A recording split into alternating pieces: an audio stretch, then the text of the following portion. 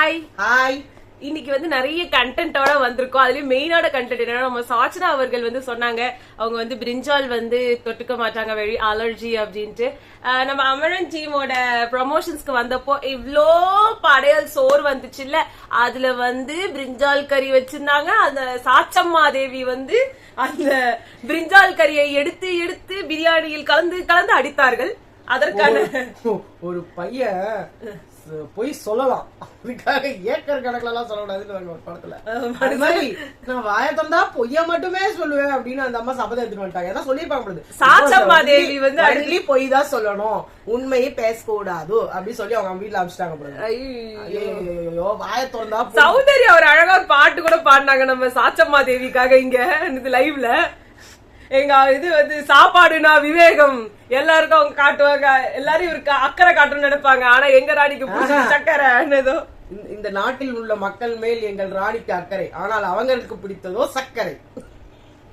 நல்லா இருந்துச்சு, சூப்பரா இருந்துச்சு. அந்த மாதிரி எல்லாரும் போட்டு வாங்குவாங்கன்னு வாங்குங்கன்னு ரொம்ப தாழ்மையுடன் கேட்டுக்கொள்கிறோம். பாட்டெல்லாம் கூட சூப்பரா போட்டாங்க நம்ம சாச்சம்மா தேவிக்கு. சாச்சனாக்கு பிடிக்காதது கத்திரிக்காய், அது வேறதான் போட வேண்டியதாக ரொம்ப போட்டிருக்கலாம். பாட்டு வந்து ராணி மகாராணி அவர்கள் ஓடுவதில் வேகம் வேகம், சாப்பாடுவதில் விவேகம், சாப்பிடுவதில் சாரி. மக்கள் எதிர்பார்ப்பது ராணியின் அக்கறை, ஆனால் ராணி எதிர்பார்ப்பது சர்க்கரை அப்படின்னு ரொம்ப அழகா வந்து சொல்லிருந்தாங்க. ஸ்வீட்ஸ் எல்லாம் பிடிக்கும்ல, அதனால அவங்களுக்கு சாக்லேட்.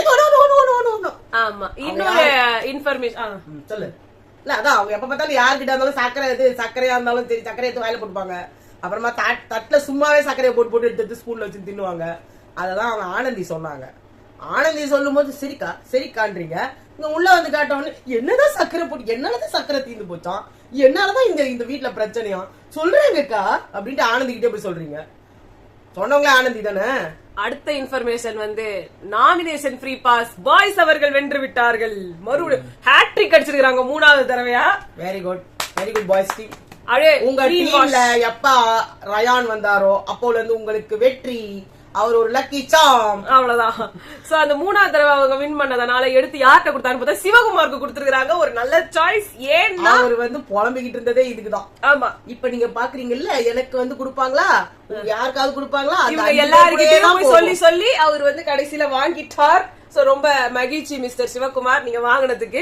ஏன் அப்படின்னா இல்லன்னா அவரு தான் போயிருப்பாரு. ஏன்னா இந்த வாட்டி double eviction, double so double எவிக்ஷன்ல கண்டிப்பா வர்ஷினி அவர்கள் போயிடுவாங்க நாங்க நினைக்கிறோம். எனக்கு அவங்க ஆனந்தி சிவகுமாரா இருந்திருக்கலாம், ஆனா வந்து அவர் தப்பிச்சுக்கிட்டதுனால ஆனந்தி போவாங்க தெரியுதுல. கரெக்டா அந்த டைம்ல யார் யார் போவாங்கன்னு அதுக்கேத்த மாதிரி வாங்கிடுறாங்க. ஆமா, நெக்ஸ்ட் சுனிதாவும் அறிவாதான் வாங்கினாங்க. ஆமா, அந்த நேரம் பார்த்து அவங்கள ஃப்ரீ ஆக்கி விட்டாங்க. ஆமா, அடுத்தது வந்து அவங்களால வாங்க முடியல. அடுத்தது அருணை பத்தி சொல்லணும்னு நினைச்சேன். நம்ம நியாயஸ்தர், நேர்மையானவர், விவேகமானவர், இன்டெலிஜென்ட் பர்சன் நம்ம அருண் வந்து சொல்றாரு. ரணதீரன் இந்த கேரக்டர் பேர் ரணதீரன். அவருக்கு லவ் கண்டென்ட்டா விட்டா வேற எந்த கேரக்டரும் பண்ண மாட்டாரு. ஒன்னும் லவ் ஃபெயிலியர்னு, இல்ல பொண்டாட்டியோட வந்துக்கிறேன் ஹனிமூனுக்குன்னு, இல்ல நான் லவ் பண்றேன்னு, இல்ல என்ன யாரோ லவ் பண்றாங்கன்னு. அவர் வந்து லவர் பாய். இப்ப வந்து எதிரி நாட்டு பொண்ண வந்து லவ் பண்ணிட்டு கடத்திட்டு வந்துட்டாரு. கடத்திட்டு வந்தான் இல்ல, தூக்கிட்டு வந்துட்டாரா? தூக்கிட்டு வந்துட்டாரு. சோ அவருக்கு லவ் விட்டா வேற எதுவுமே தெரியாது போல இருக்குது. அருண் வந்து என்னன்னு அவரை சொல்றது, ஏதாவது செய்தால் எதிரி நாட்டில் நமது நாட்டில் சப்போர்ட் செய்வார்கள். ஐயோ இவங்க எல்லாம் பேசுறாங்க பாருங்க ஒரு தமிழ்.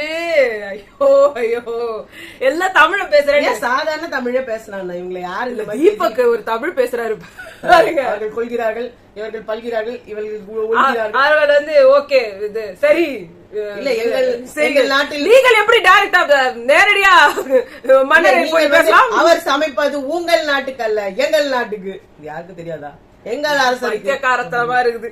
சரி, நெக்ஸ்ட் அருண் வந்து சொல்லிருக்காங்க பவித்ராக்கு வந்து பவித்ராக்கு எங்கடா போச்சு அறிவு? என்ன இருந்தாலும் உன்னை விட அவங்க ஆக்டிங்ல சீனியர் தானே. அவங்க எனக்காக தான் பண்ணாங்க அப்படின்னு உனக்காக ஸ்டாண்ட் எடுத்துக்கணும்ல. நீங்க 2 பேரும் சேர்ந்து தானே இத பண்ணிட்டு இருக்கீங்க. அவங்க உனக்கு நல்ல ஸ்பேஸ் குடுக்கறாங்கல்ல, நல்லா அவங்க அலோவ் பண்றாங்கல்ல உன்னை வர்றதுக்கு. இந்த இடத்துல விக்டிமே நீதான் ராணவ், நீதான் பாவம். உன்னை வச்சு அவங்க யூஸ் பண்ணி கண்டென்ட் கிரியேட் பண்ணி ரொம்ப கேவலமா இன்னும் உங்களை த்ரோ பண்ணிட்டாங்க அப்படின்னு வந்து அவங்க கழுவிதான் ஊத்திட்டு இருக்காங்க. இவர் போய் பக்கத்துல உட்கார்ந்தப்ப கூட எழுந்து போய் அந்த பக்கம் டைரக்டா போய் உட்கார்ந்தாங்க. இதுக்கு மேல மூஞ்சில உடைச்ச மாதிரி சொல்ல வேணான்றதுனால அவங்க சரி அவர் ஃபன்னாதான் பண்ணிட்டு இருக்காரு, விடுங்க ஃபன்னாதான். ஏன் அருண் நீங்க ஏன் அருண் வர்ஷினி கிட்ட சொல்லல? அவர் வர்ஷினியாதான் இல்ல பிடிக்காதுன்னு சொல்லவே இல்லையே. மூஞ்சில நேரம் அடிச்சு சொல்லதே இல்லையே. இந்த மாதிரி பண்ணா நான் மூஞ்சில அடிச்ச மாதிரி சொல்லிடுவேன் என்கிட்ட அப்படின்னா அவங்களும் மூஞ்சில அடிச்ச மாதிரி தான் சொன்னாங்க. ஆனா நீங்க ஒத்துக்கவே மாட்டீங்க. அவங்க சொல்லலடா, அவங்க மேல தப்பே இல்ல, நீதான்டா. நீங்க ஒரு விதமான ஆக்ஷன்ல தானே வர்ஷினிக்கு புரிய வைக்கிறீங்க. எனக்கு பவுண்டரி, எனக்கு மண்ணாங்கட்டி, இது இருக்கு அது இருக்குன்றதெல்லாம் திருப்பி திருப்பி அர்ச்சனா பேரை சொல்லி சொல்லி சொல்லி நீங்க ஒரு பவுண்டரி கிரியேட் பண்றீங்க. இப்ப பவித்ரா கிட்ட அந்த ஒரு என்ன சொல்றது இல்ல, யாரும் இல்ல அப்படி சொல்றதுக்கு. அப்ப அவங்க என்ன பண்ண முடியும்? எனக்கு இன்ட்ரெஸ்ட் இல்ல நோன்னு சொல்லிட்டா நோ தானுங்க அர்த்தம்.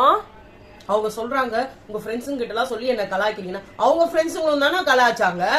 அது தப்பு. என்னன்னா அருண் ஒரு கன்றாவியான ஒரு வேலையை பாத்துட்டாரு, அதை நியாயப்படுத்துறதுக்கு இவ்வளவு சொல்றாரு. விஜய் சேதுபதி சார் கேட்டா கூட நான் சொல்லுவேன் அவங்க பேசினப்ப அவருக்கு வந்தா மட்டும் அவங்க ஏன் பேசாம இருந்தாங்க, அவங்களும் தான் அதை என்கரேஜ் பண்ணாங்க அப்படின்னு நான் சொல்லுவேன். அப்படின்ட்டு ஒரு ஜஸ்ட் லைக் தட் ஒரு பொண்ணை அசால்ட்டா கேரக்டர் அசாசின் பண்ணிட்டு அதுக்கு அசிங்கப்பட்டு தள்ளி விடுறீங்க. இத சொல்லு உனக்காக ஏன்டா நிக்கலன்னா இவங்க ஏன் உங்களுக்காக நிக்கணும்?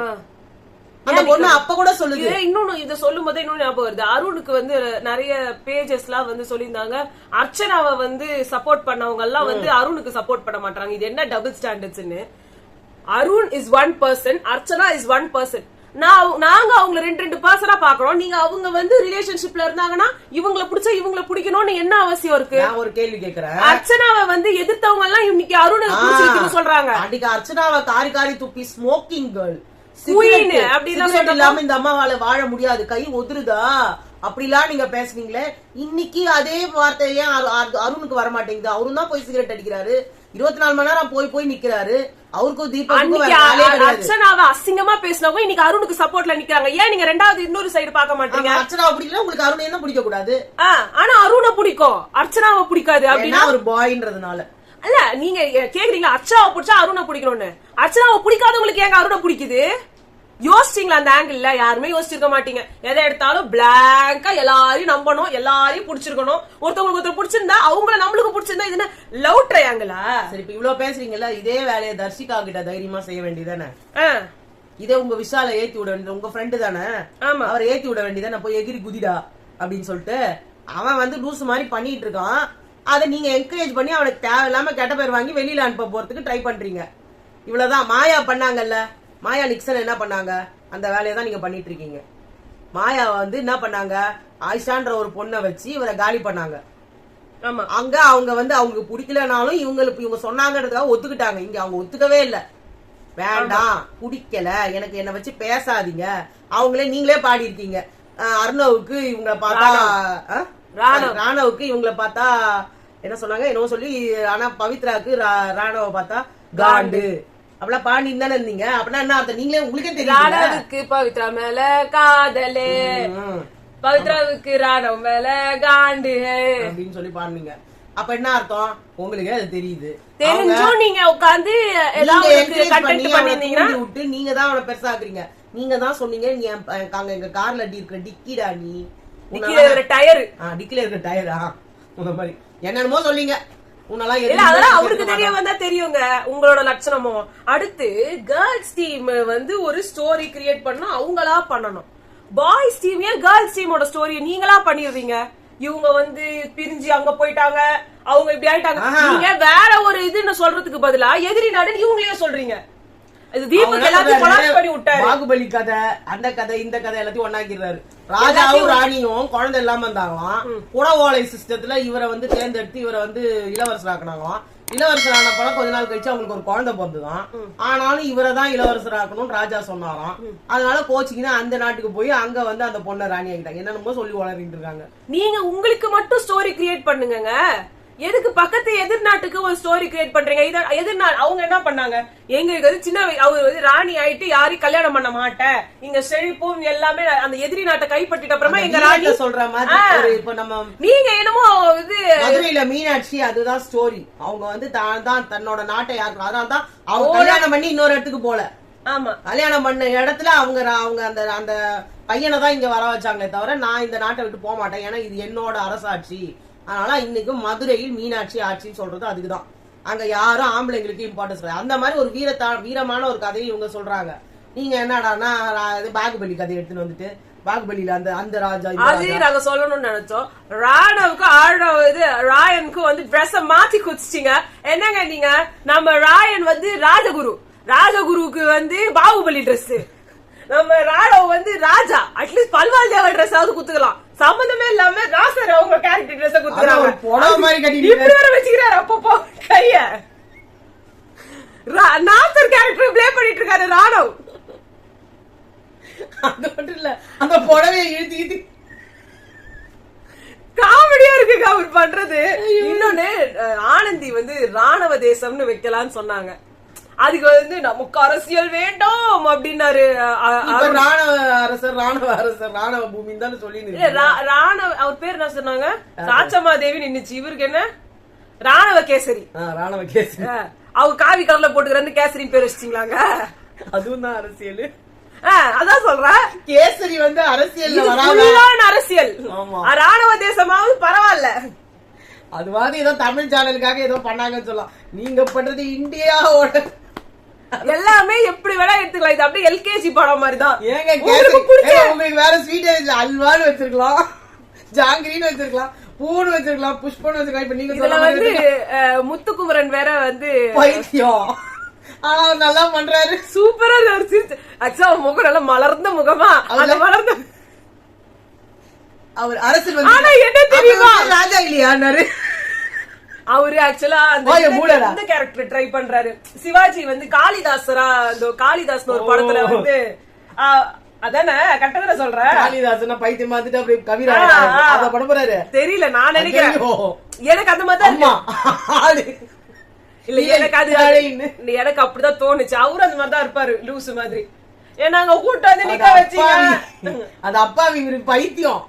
இவர் அப்பாவி மாதிரிதான் ட்ரை பண்றாரு. அதாவது பைத்தியம் மாதிரி நம்மளுக்கு தெரிஞ்சிருது. அங்க இருந்து வந்து கரண்ட் எடுத்துட்டு வந்துட்டு பவித்ரா வந்து செம்மையா பண்றாங்க. ராதமாதா அவங்க வந்து கூட் போட்டு இருந்தாங்களா, கை ஒண்ணு பின்னாடி வச்சிருந்தாங்க. கை சும்மா தானே இருக்குது, கரண்ட் எடுத்துட்டு வந்து கையில குத்திட்டு போயிட்டாரு. ஆனா அவங்க தூக்கி போட்டு யாருடா அவன், என்னடா அங்கதான் கை சும்மா தானே இருக்கு. அங்க சத்யா ஏண்டா நல்லா தானே வந்து அதான் வச்சேன். இல்ல அதோட நம்ம தீபக் சொன்னாரு, எங்கள் ஊரில் மனநலம் குன்றியவரை பற்றி நாங்கள் கவலைப்படுவதில்லை. சரி, நீங்கள் ஏன் கவலைப்பட வேண்டும்? அவர் எங்கள் நாட்டுக்கு வந்து பிரச்சனை செய்கிறார். இல்லங்க, மனநல குன்றவங்களை நீங்க வச்சு ஆதரிக்கிறீங்கன்னு சொல்றீங்க, அது கரெக்டான விஷயம். சமையல்ல போய் வச்சீங்கன்னா அது ராஜா சமையல் சாப்பிடுற சாப்பாடு விஷத்தை போட்டாரு என்ன பண்ணுவீங்க? அறிவில்ல அந்த பாய்ஸ் டீமுக்கு தானே வேண. தீபக்கு பைத்தியம், உண்மையா பைத்திய கேரக்டர் தீபக்கு கொடுத்துருக்கணும். படைத்தளபதின்ட்டு அது உலகிட்டு இருக்காரு அவரு. ராணுவ பேசுறதே இல்ல, அவங்க பேசுவல உயிர் மண்ணுக்கு அவங்க ஏதோ பேசுறாங்களாம். இவங்களும் பேசிக்கிட்டு இருக்காங்க. அந்த டீம் மட்டும் சுத்தமா கோஆர்டினேஷனே இல்ல. இவங்க எல்லாம் அழகா ஸ்டோரி நவுத்திட்டே இருக்காங்க. சாச்சமா அதான் இந்த சைடு வந்து அதுல வேஸ்ட் யாருன்னா சாச்சனாதான் துடுங்கனே இருக்காங்க. ஆனா ஸ்பைக்கு செம்மையா ஒரு பேக் ஸ்டோரி வச்சிருக்காங்க ஜாக்லின். எனக்குன்னு ஒரு நாடு இருக்கு, கயல்விழி தேசம். அந்த நாட்டுல இருந்து எல்லாத்தையும் எடுத்துக்கிட்டதுனால நான் மாறு வேஷத்துல இந்த இதுல வந்து அடைக்கலாமா இருக்கேன். அதை தேடி நான் அழிப்பேன். ஏன் நாட்டா இருந்தா இப்படி நடந்திருக்காது. ஏன்னா அது செம்மையா இருந்தது. வர்ஷினி சூப்பரா ஆக்ட் பண்றாங்க, மயக்கம் போட்டு விடுறாங்க, சாப்பாடுன்றாங்க, தடன்றாங்க. அன்சிதா தமிழ் அவ்வளவு நல்லா இருக்கு, சூப்பரா இருக்கு. தர்ஷிகா சூப்பரா நடிச்சிருக்காங்க. அன்சிதா கேரக்டர் எப்படின்னா, இந்த ராணியோட அதான் அவங்க அப்பா வந்து 2 பேருக்கும் ஒருத்தர் தான். அவங்க அம்மா வேற வேற. அவங்க அப்பா அவங்க அம்மாவை தவிக்க விட்டு இது பண்ணதுனால அந்த கோவத்துல இந்த இடத்துல தான் நல்லா இருக்குது. அந்த பக்கம் பார்த்தா ரஞ்சித் என்னாலே தெரியல. ரஞ்சித் சார் மாதிரி அழைச்சிட்டு இருக்காரு. அங்க இருந்து சிவகுமார் நல்லா லைவ்லியா பண்றாரு. அருண் வந்து இங்க இருந்து சப்போஸ் ஒருவேளை அவங்க வந்து பேசிட்டாங்கன்னா ஓகே சரி.